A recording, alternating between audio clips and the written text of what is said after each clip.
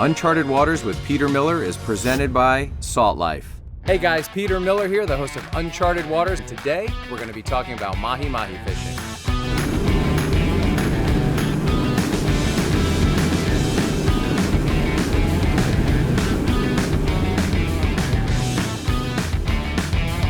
Today's fishing platform is a brand new 39 Invincible with triple 400 Mercury Verados. What's really nice about the mahi-mahi is they're acrobatic, they're colorful, they make really fast runs, and they taste great. Another cool thing about mahi is that they grow very quickly, sometimes 2 to 5 pounds in 1 month. The legal limit on a mahi is 20 inches from the nose to the fork of the tail, and you're allowed 10 mahi per person or 60 mahi per boat. If you have 10 people on the boat, you can only keep 60. If you got 6 people on the boat, you can keep 60. So bottom line is, mahi grow fast, they're delicious, and they're awesome. And I'll tell you what, it's a great thing to start somebody on a mahi fishing trip when they go offshore, because everyone gets involved and they have a great time. That's a great mark. They're solid. Solid on the bottom. All right, it's time to get some bait, guys. We need cigars, sardines, and we need some blue runners. So the first thing you're gonna wanna do when you go mahi fishing is you're gonna wanna get a chum bag and 2 blocks of chum. And hopefully you can garner up and gather some bait fish behind the boat, and then you're gonna wanna throw out your sabiki rigs. These are a couple of versions of sabiki rigs. I like to use little gold hooks, size 6. There's 6 hooks in a row. We tie a 1/2 ounce lead to a 1 ounce lead to the bottom of it that just clips on. And we basically drop this through the chum slick to attract the bait fish. And you never know what you're gonna get. You may get a pilchard, a threadfin herring, a goggle eye, a cigar minnow, a sardine, you name it, they're all out there, and even blue runners. So you're gonna be using these. Now when you catch the bait, you wanna have your bait well full, and you wanna be using a dehooker, which is gonna dehook all the baits as you catch them. So as you swing the sabiki rig into the boat, you wanna grab the weight, and one by one, you're gonna pop them off into the well without touching them. This allows for no reduction of slime on the fish, and when they're presented to the mahi, they look perfect, they're unharmed, and they look like they were, just put there for them. So the dehooker is a very integral part of the entire process when you go fishing for any kind of fish. Well, hopefully now you've caught enough bait. Your bait well looks full enough and it's time to run offshore. I typically will go by the gallons in my bait well. If I have a 60-gallon bait well, I'll put in 60 big baits. If they're smaller baits, I may put 100 baits in there, but you don't want to overcrowd the well. So once that's done, you put away your bait rods and it's time to run offshore. It's always a great idea to bring a bunch of people when you go mahi fishing. The more eyes on the boat, the better you're gonna do, because the bottom line is you're looking for birds. And if you go out there trolling blindly, no birds, let's put the baits out, hope for the best, you're not gonna be successful. In order to be consistent, you need to have a lot of eyes on the water looking for birds, but what you really need is a pair of binoculars. I bring binoculars on every single trip, and you really need to be looking the entire time. So on this particular trip, we've got 9 people on the boat. So what we'll do is we'll get out to the grounds where we believe they were, where we heard they were, 1,000 feet of water, stop the boat, pull back and do a full scan with the binoculars. And all of a sudden we'll see a mile down the road at 10 o'clock, we've got 5 birds swooping down, picking, and we know that there's something there, meaning there's gonna be bait there, there's gonna be fish under the bait, and the birds are diving down to get that bait. So bringing binoculars and a bunch of people for mahi fishing is one of the best things you can do. So when you locate the birds, what you're gonna wanna do is you're gonna kinda quarter them. You don't wanna run right through the middle of them, scare everything. So I'll run alongside, I'll run behind or whatever, and we're trying to see if the birds are moving south, if they're moving north, west, east. So we wanna kind of like quarter them and stay near them and try to figure out what's going on. We're gonna look for fish or bait getting up in the air. We're gonna look for mahi greyhounding after them, under the birds, and we're gonna watch for the birds to swoop. So what we typically do is we'll bring out a small lure like this with about 40-pound test, 50-pound test, and we'll put 1 rod out, maybe 2 rods out, and we're gonna hope to get a bite with this one particular lure to start off the entire frenzy. Once you get a mahi on behind the boat, you want to keep it in the water. Mahi tend to stick with their buddy that's hooked up. So you want to put that rod in the rod holder, wind the fish close to the boat, and more likely than not, the mahi are going to come towards you. So at that point, you have a few decisions to make. You need to determine quickly what size hook and what pound leader material and what size rod you're going to use. If you got the big boy showing up, you got to go with heavier tackle because they'll put a heavy beating on the tackle that you use. But if you're in 5 to 7, 8 pounders, it's okay to use smaller gear. It's a lot of fun to fight, and the reason for that is because you want to be able to make nice casts with light baits, light leader, and you want to be very mobile. I might be running the boat right at the birds, and all of a sudden the fish is way off to the left, and I'm going to tell my guy, hey, I know we're heading at 12 o'clock. I need you to cast at 9 o'clock right now as far as you can. Typically, you want to cast with the wind, so I will set my guys up to be able to cast a long cast with the wind. You rarely want to position your anglers where the wind is in their face, so you want to get them playing the wind like you would in golf, if you will. So spinners are the way to go when you're catching mahi. Uncharted Waters with Peter Miller is presented by Salt Life. Live salty. Invincible when you're serious. Mercury. Go boldly. Starbright. Clean and protect.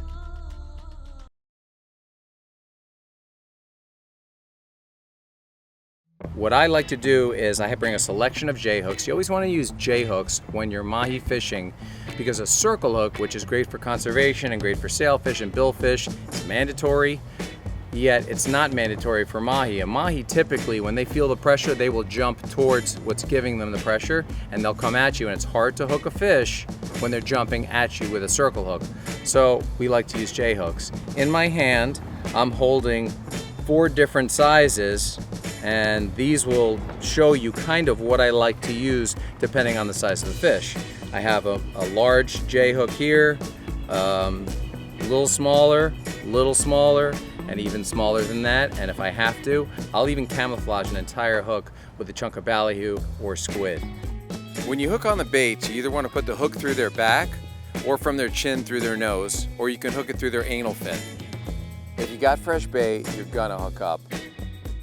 You can't get live bait. It's always good to buy frozen ballyhoo, frozen squid, thaw them out, have a cutting board, cut all these baits into chunks, and then you can kind of pitch them out, get the fish feeding, they get into a frenzy mode, and then anything you throw towards them, they're gonna eat.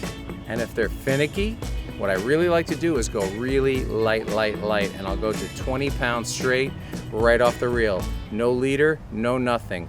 20-pound mono, straight to a small J-hook, and they'll eat it every time. When you're bringing these fish into the boat, you want to be productive and you want to be as quick as possible. So a longer shank will allow you to get the hook out even faster.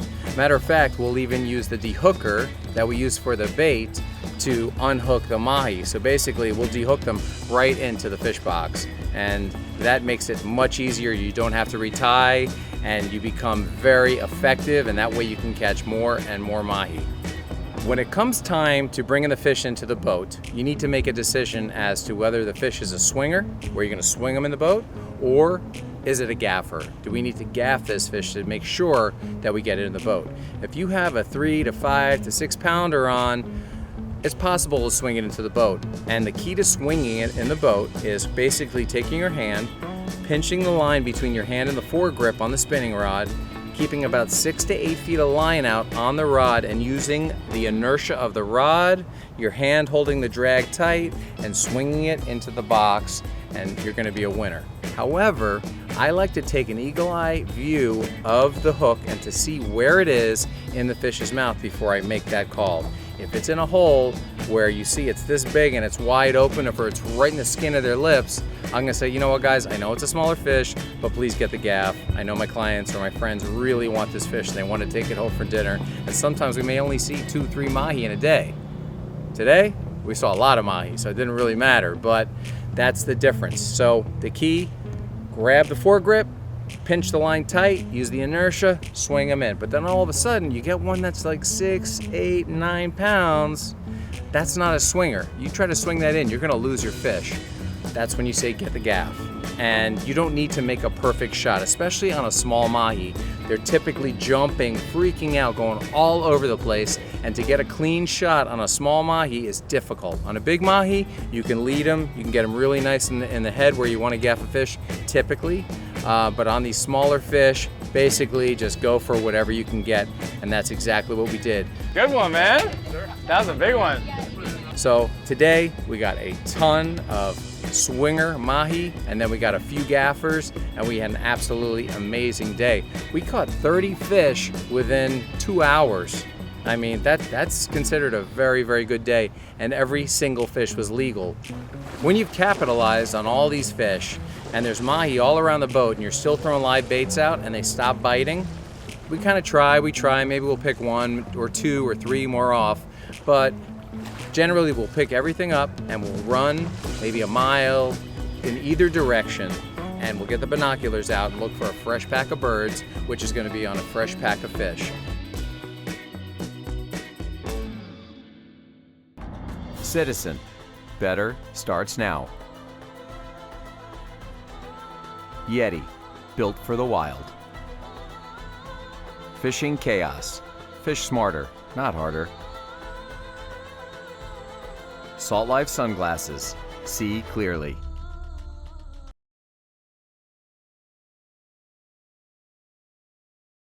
Now it's time to cook our delicious catch. Today we'll be making mahi mahi fish fingers. First, you want to score each piece and make them perfect size fingers. You want to keep them all uniform. And if you really want to, you see a little bloodline on there, you don't like it, I don't care for it. I like to just cut that off.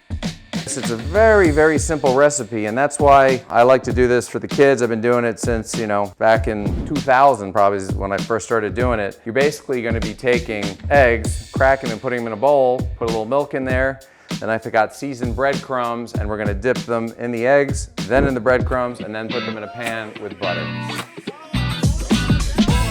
Next up, you have broccoli, which is pretty simple. You can cut it however you like. I basically pull them off. I kind of like uniform pieces when it comes to this, just like the mahi fingers. And when we get down to this part, it's kind of hard to do that, so I'll cut off the ends. Some people like the ends. I prefer to kind of get rid of them. And it's almost time to start cooking. And then I have a couple pats of butter in the pan. I got the rice cooking over here. I got the water getting ready to boil for the broccoli. And I like to get the pan warm. It doesn't have to be blazing hot. You definitely want the butter to start bubbling. It's about to start bubbling right there. That is when I start taking my fish. And if you want to go ham, you can kind of put them all in at once and then arrange them. That's a nice way to do it. You don't want to put too much in the pan either. I like to coat them. You can hear that sizzle going, that's the butter, of course. Everybody likes butter. Even if you're on a diet, you will cheat and you will eat these. Get our rice going. We've got our water getting ready to boil for our broccoli. And while we wait, we kind of manipulate the fish. The key to this is what I like to do is I'll watch this pinkish, kind of opaque meat, the color come up white about halfway up each side. And that's when I know it's time to flip it. But the goal really is to have them this color. This is the color. You don't want them burnt. You don't want them, black. This golden brown is where it's at. Now, if you don't want to burn it, you got to walk away from the pan for a minute. You can lower it to simmer and put the lid on it for about 1 minute. And this is the perfect time to take the broccoli, and these boil in about 3 minutes. As soon as they turn bright green, they're good to go. All right, well, there you have it. There's some fish fingers. Then we're gonna plate them over on my fish plate. The plating of the food's always nice to see. And also the tasting of the food. Gotta carve up, butter up, carve up, and then we're ready to go. Let's see. A little bit of rice, a little bit of finger. Perfect. There you have it. Fish fingers with rice and broccoli. For your official Uncharted Waters merch, go to Peter Miller Fishing. Mercury, go boldly. Invincible, when you're serious. Kalo, hemp-infused seltzer. Tastes good, feels good, good for you.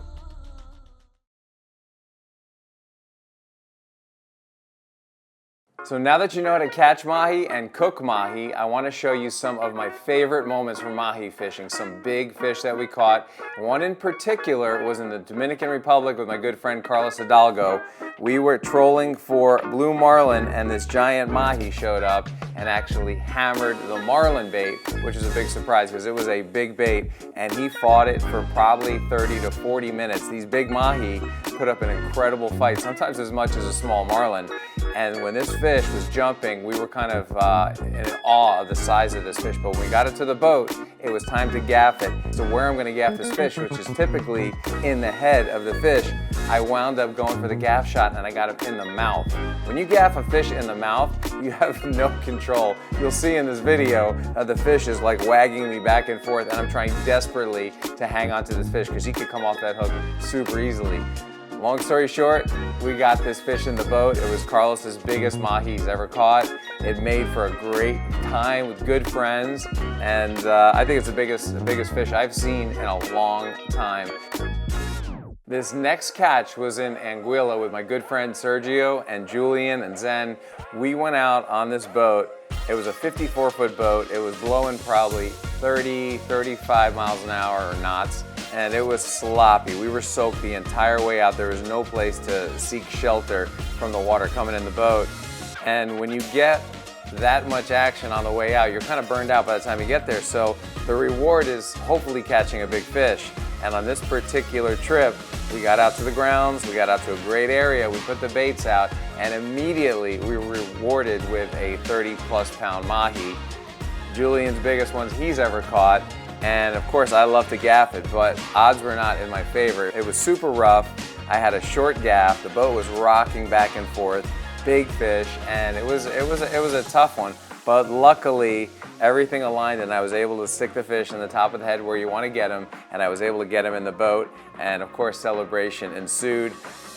We took this fish back to the resort and we once again cooked it for dinner. You know, you saw how I cooked it the one way with the fish fingers. This one was cooked so many different ways I can't even count. But mahi mahi is absolutely delicious. This fish was a beast, and it was exciting to catch this fish in really, really rough water with a small gaff. The next fish is one of my all-time favorites as well. They're all favorites, but I got to do this with my wife Alessia. We went to Guatemala, Pacific fins, and we were in search of sailfish and of course mahi. And to have my wife out there with me doing what I love, and she loves it too, it turns out, was really, really special. And what was extra special is we hooked into a 40-plus pound mahi, and we fought it and fought it and fought it, and we were actually filming a TV show on Charter Waters, which you're watching now. And we got this fish to the boat, and it was time to gaff it. And once again, you know, the key to this is gaffing that fish in the head. It's easy to hook a fish. It's easy to bring the fish toward the boat, but when you have a big fish on the line next to the boat, it's really hard to get that good shot, get him in the boat without losing him. That's when most people lose fish, is boat side. And again, short gaff, big fish. I'll tell you, when I stuck it, the fish took this one last heavy tail kick and almost got away from me, and I had to hang on with everything I had not to lose this fish, and then be able to swing him in the boat. And then of course the celebration ensues. You know, that big fish comes in the boat. It's amazing to look at the colors, the dorsal fin, you know, being with your wife and having this amazing moment in this calm water. It was really, really special. And this next fish, also an all-time favorite. These big mahi are all my all-time favorites. And on this particular fish, we had a young man and his dad that won a sweepstakes that we put together to come fishing with me. And we spent the day out on the water, and all of a sudden, this big bull dolphin rolled up. And the kid's an avid angler. He's caught everything, but he's never caught a fish this big. So his dad had one on, he had one on. The young man was wearing a GoPro on his hat. He had a chest cam on at one point. So the fish got to the boat, and we got the GoPro footage of the gaff actually getting the fish, bringing the fish in. He was a huge fan of the show, so it was really neat for him to catch his biggest fish, his biggest mahi, you know, with me on camera. And it was really special for me because it just shows how much, you know, this fishing transcends everything. It's friendships, it's camaraderie, it's being in the outdoors, it's family, it's everything. And then you get to cook your catch again. This was a really special moment. You'll see this is a big mahi and gaffed really well and big smiles all around. It's so cool to be able to have this footage to refer back to with these big catches with friends, family, guests, you name it. These mahi are a lot of fun. I hope I inspired you guys to go out there and catch a few. But if you want to see more, you can check out my social media on Instagram at Peter Miller Fishing. And I've got more videos, more fish catches, and lots of exciting stuff. So next time I'll see you out on the water. For additional content and social media, please visit us at unchartedwaterstv.com.